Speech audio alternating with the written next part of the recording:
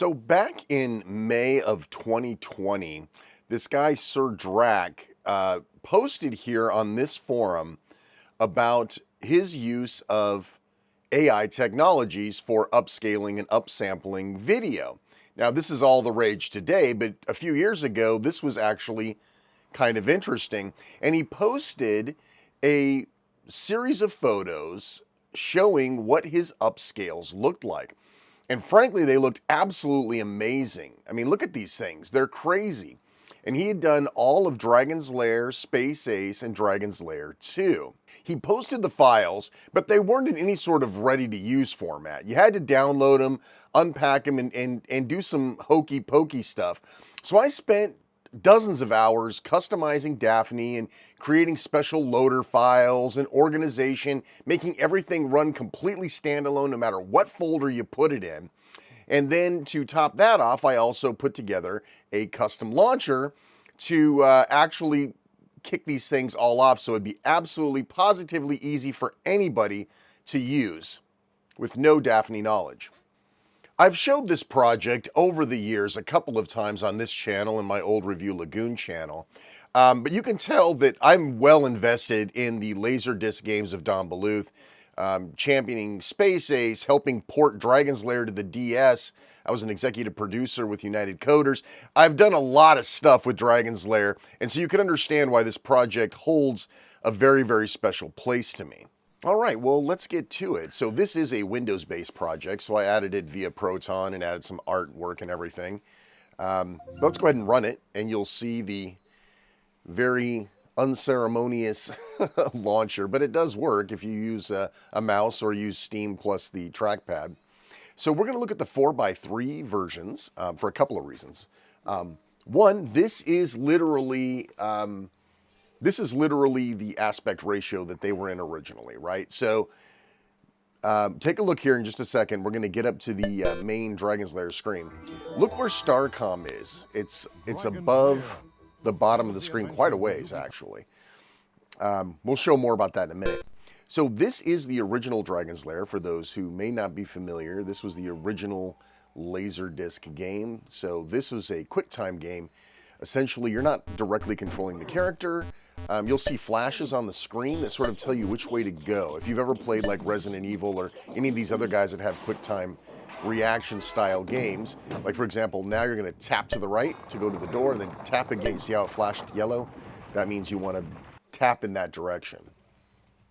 So you're not actually controlling them. But as you can see, you got to imagine like in the early 80s, imagine going into an arcade that has Pac-Man, the old school Pac-Man, and then right next to it is this, right?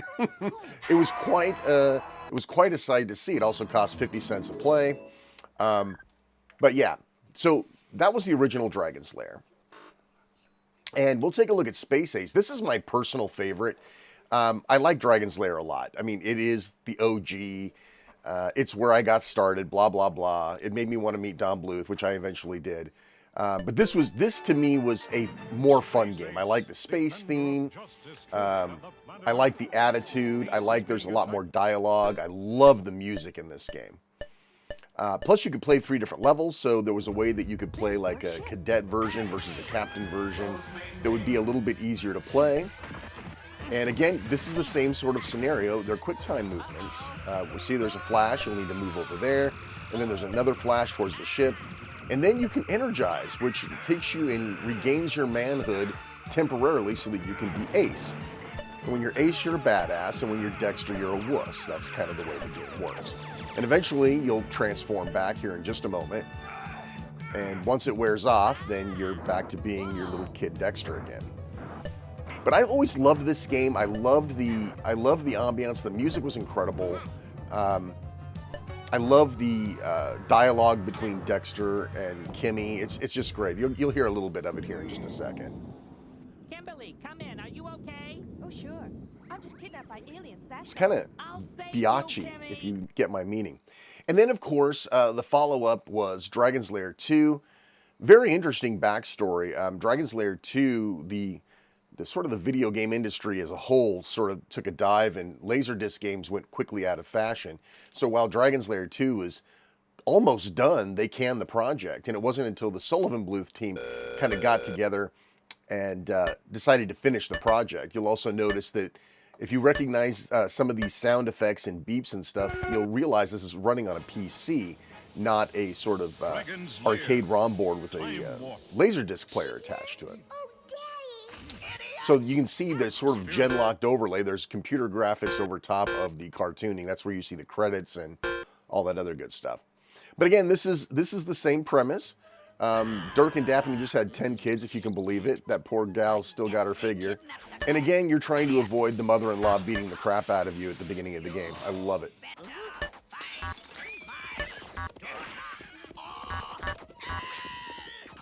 I'm sitting here all taken in by the game. So there's something a little bit different in Dragon's Lair. Watch this. You'll see a prize, a golden arrow. So you collect that and then you move on. Right around the corner is a golden bow. Now I missed it, but I'm going to die here in a second so you can see me actually get the bow. So I died. And so instead of just sending you through random rooms, it's a fully linear story, which is kind of cool. I dig that. So now I'm going to get another opportunity. I'm going to go ahead and grab the arrow again. I like how everything just sort of freezes. That's cool. And then I'll get the bow.